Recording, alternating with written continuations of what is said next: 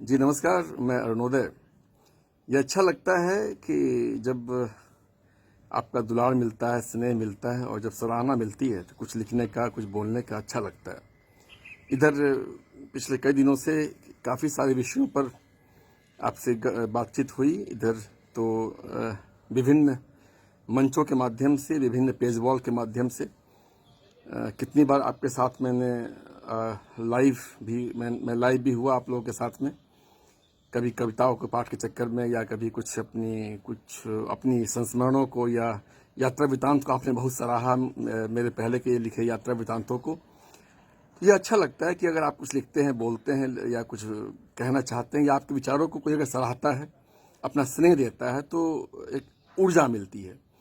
और मैंने शुरू से कहा है कि मेरा तो अस्तित्व ही नहीं है जब तक अगर आप लोगों का स्नेह, सम्मान या दुलार नहीं मिले तो मैं कुछ भी नहीं हूँ। और मुझ छोटे से व्यक्ति का अगर आप में इतना इतना सराहते हैं मेरे कुछ लिखे हुए को या मेरे कुछ बोले हुए को, तो ये थाती है मेरे लिए। इधर बहुत सारे विषयों पर बहुत सारी बातें हुई। इधर कुछ दिनों से, सच कहूँ तो करीब 10 दिनों से काफ़ी सारे मैसेज भी मेरे पास आए कि सर सब कुछ तो हो गया, विद्यालय के बारे में कुछ आपकी बात इधर नहीं हो पा रही है। और इधर जब से लॉकडाउन हुआ है हमारे देश में, तो विद्यालय एक बड़ा अहम मुद्दा बनकर सामने, समाज के सामने खड़ा हुआ है। सरकार की ओर से तो मैं नहीं कहना चाहूँगा कि सरकार के क्या स्टैंड है, सरकार क्या कहना चाहती है, लेकिन मैं जुड़ा हुआ हूँ कुछ विद्यालयों से, तो विद्यालय प्रबंधन की ओर से भी मेरी बातें होंगी और जो अभिभावक जुड़े हुए हैं हमारे विद्यालयों से, उनकी ओर से भी। एक अहम मुद्दा है, अभी विद्यालय में बंद हो गया है, विद्यालय में छुट्टियां, मतलब लॉकडाउन में सारे स्कूल बंद हैं, अभी सारे ट्रांसपोर्ट्स बंद हैं या कक्षाएं सस्पेंडेड हैं अभी। तो इसमें बहुत तरह की बातें हो रही हैं कि हम फीस क्यों दें या फीस क्यों नहीं दें। फिर विद्यालय वालों ने कहा, सीबीएसई ने उसमें इंटरवेन किया कि नहीं भाई, ऑनलाइन क्लास चलाइएगा तो फीस मिलेगा आपको। उसके बाद बहुत सारी समस्याएं आ रही हैं। अभी कुछ विद्यालयों में किताबों की बिक्री भी शुरू हो गई है, क्योंकि नया सेशन आ गया है, बिना किताबों के तो पढ़ाई होगी नहीं।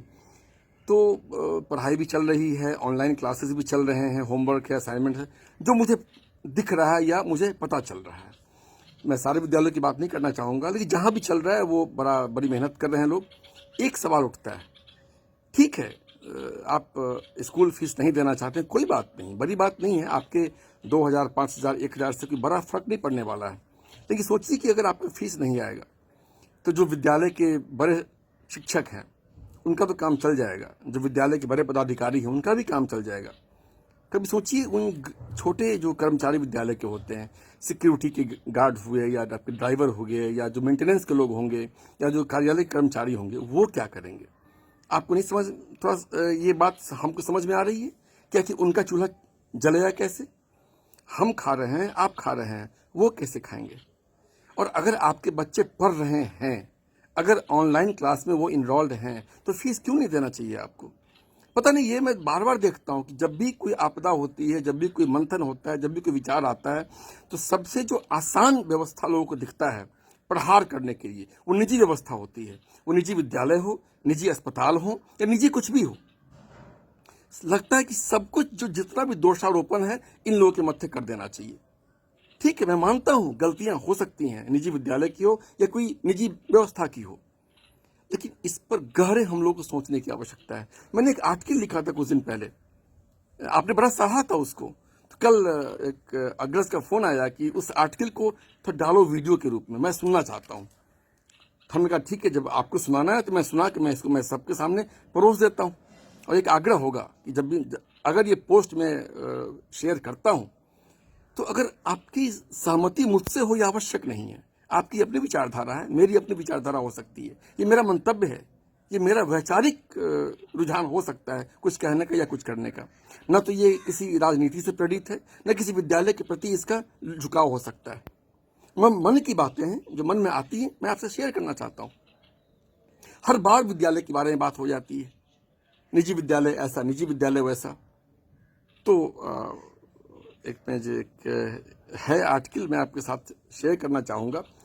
लंबा तो है, थोड़ा सा आपको तो धैर्य की आवश्यकता होगी, क्योंकि यह एक ऐसा विषय है मैं जिसे संक्षेप में शायद समाप्त नहीं कर पाऊँ। वो जो मेधा है, वो जो विद्या है, मुझ में अभी नहीं आई है।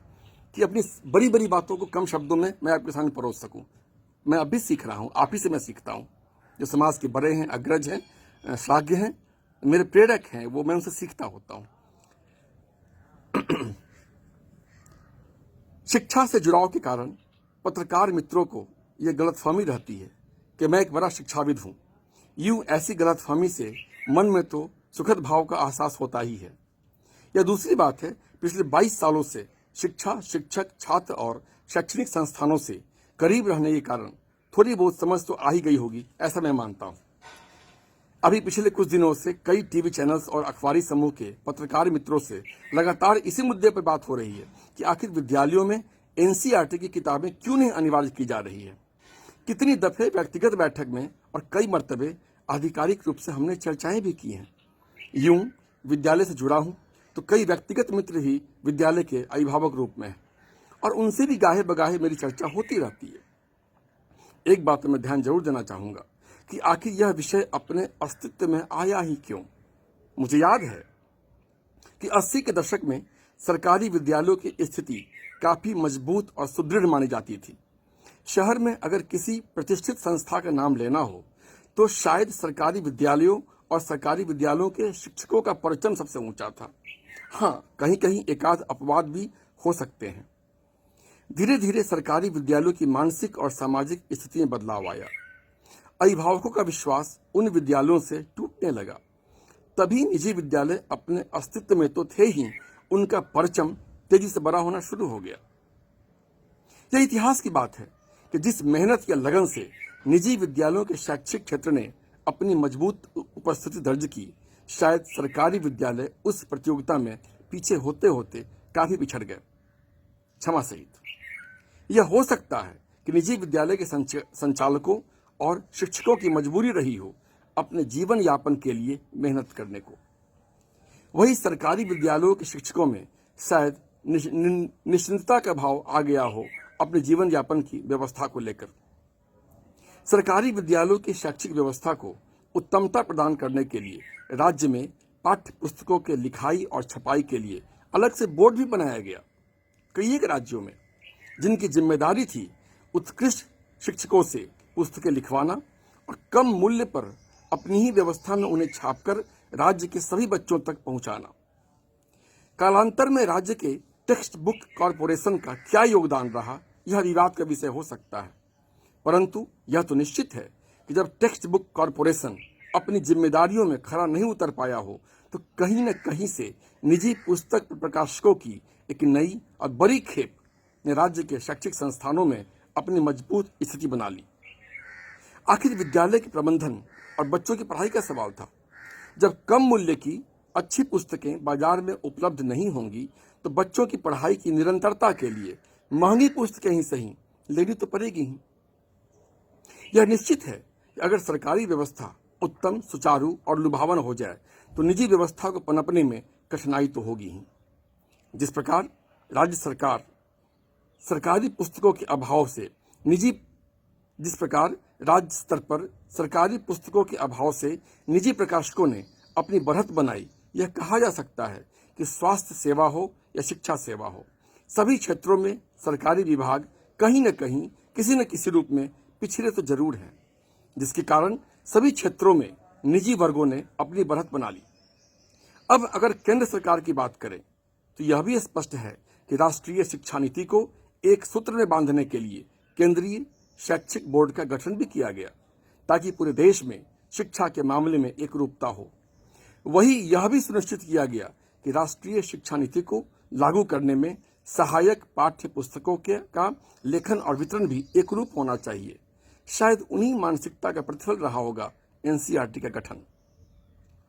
केंद्र सरकार का यह श्लाघ्य प्रयास था इस मानसिकता को अमली जामा पहनाने में, परंतु अब वही यक्ष प्रश्न पुनः सामने आ खड़ा हुआ कि विद्यालयों में एनसीईआरटी की पुस्तकें क्यों अनिवार्य नहीं हो पाई। निस्संदेह एनसीईआरटी की पुस्तकें उत्तम और कम मूल्य की होती है, परंतु क्या नए शैक्षिक सत्र के आरंभ में एनसीईआरटी की पुस्तकों की उपलब्धता है बाजार में? जिस प्रकार टेक्स्ट बुक कॉरपोरेशन की उपलब्धता के अभाव में निजी पुस्तक प्रकाशकों ने अपनी जगह बनाई, उसी तर्ज पर तो एनसीईआरटी की पुस्तकों की उपलब्धता के अभाव में सभी विद्यालयों ने वैकल्पिक व्यवस्था को लागू कर लिया होगा। मेरा मानना है कि जिस दिन सारे शहरों में एनसीईआरटी की सारी पुस्तकें प्रचुरता में उपलब्ध हो जाएंगी, किसी भी दूसरे प्रकाशक की पुस्तकें बाजार में धरी की धरी रह जाएंगी। विदेशों में भी शिक्षा व्यवस्था को बड़े करीब से देखने और समझने का मौका मिला है मुझे। वहां तो ऐसी कोई बात नहीं होती, सारी व्यवस्था सरकार की ही है, विद्यालयों की हो, पुस्तकों की हो या चिकित्सा की हो। सारी उत्तम सरकारी व्यवस्था के सामने किसी भी निजी क्षेत्र को पनपने का मौका ही नहीं मिलता। अगर किसी बड़े घराने ने कोशिश भी की तो इतने महंगे व्यवस्था में जनमानस जाना ही नहीं चाहता। अभी हाल में उत्तर प्रदेश सरकार का यह कदम सराहनीय है कि सभी सरकारी कर्मचारियों के बच्चे सरकारी विद्यालयों में ही पढ़ेंगे। देखिएगा, बहुत जल्द उत्तर प्रदेश के सरकारी विद्यालयों की स्थिति बदल जाएगी। क्या केंद्र सरकार यह नहीं कर सकती कि निजी संस्थानों पर गाहे बगाहे अपनी टेढ़ी दृष्टि डालने के बजाय अपनी व्यवस्था को इतनी सुदृढ़ और बढ़िया कर ले कि जनमानस को निजी क्षेत्र की ओर जाने की नौबत ही न पड़े? यह क्षेत्र शिक्षा का हो, चिकित्सा का हो या आधारभूत संरचना संबंधित कोई भी क्षेत्र हो, सरकारी राशन दुकानों की असफल प्रयोगवादी व्यवस्था ने ही शायद निजी क्षेत्रों में बड़े बड़े डिपार्टमेंटल स्टोर की मानसिकता को जन्म दे दिया हो। पूरी बात का लब्बुलुबा यह कि दूसरों की कलाई पर बंधी घड़ी देखने की बजाय अपने गिरबान में देखा जाए, उस पर गहन मंथन चिंतन किया जाए और किसी भी दूसरे प्रतिद्वंदी से आगे बढ़ने की दृढ़ इच्छा शक्ति से अपने को लबरेज किया जाए, तो यकीन मानिए कुछ ऐसी वैसी कोई भी असहज स्थिति आने से रही। इतिहास भी तो पहले राजा के संरक्षण में ही सारी व्यवस्थाओं को सुचारू रूप से चलाने की बात बताते हैं। अभिभावकों से भी अनुरोध कि किसी भी व्यवस्था पर सवाल उठाने के पहले यह नियत करें कि इसका हल क्या हो सकता है।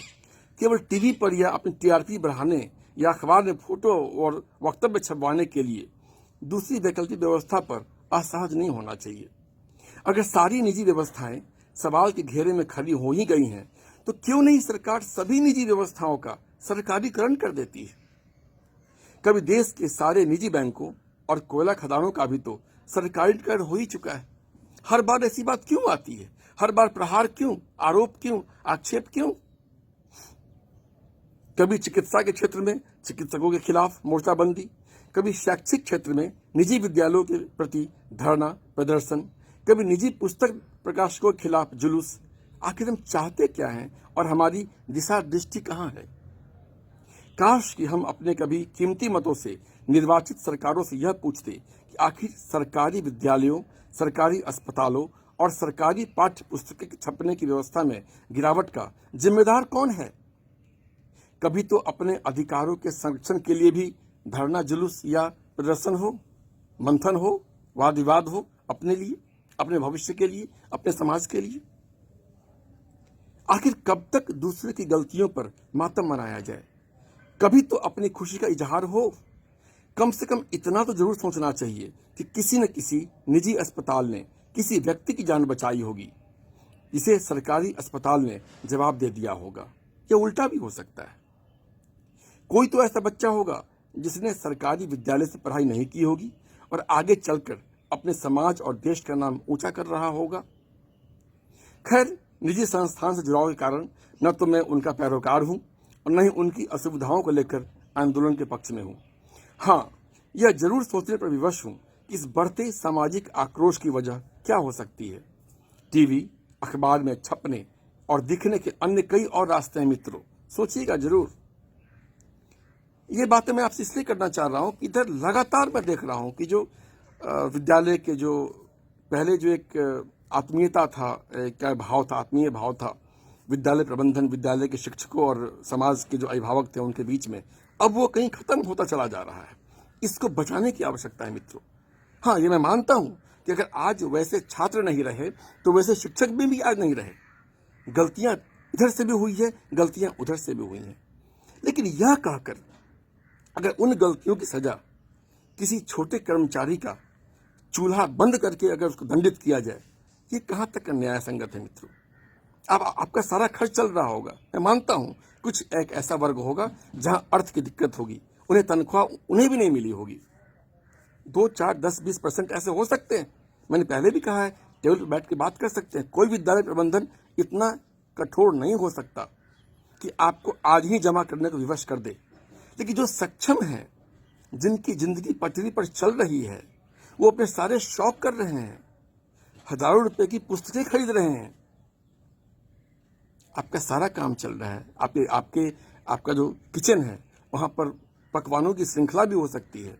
आपके गाड़ी में तेल भी लिया जा रहा होगा, बिजली का बिल भी आप दे रहे होंगे। तो थोड़े से पैसे देकर जो विद्यालय के छोटे कर्मचारी हैं, उन्हें उनके चूल्हे को ठंडा करने में आपकी सहभागिता क्यों हो जा रही है? विद्यालय के साथ होइए।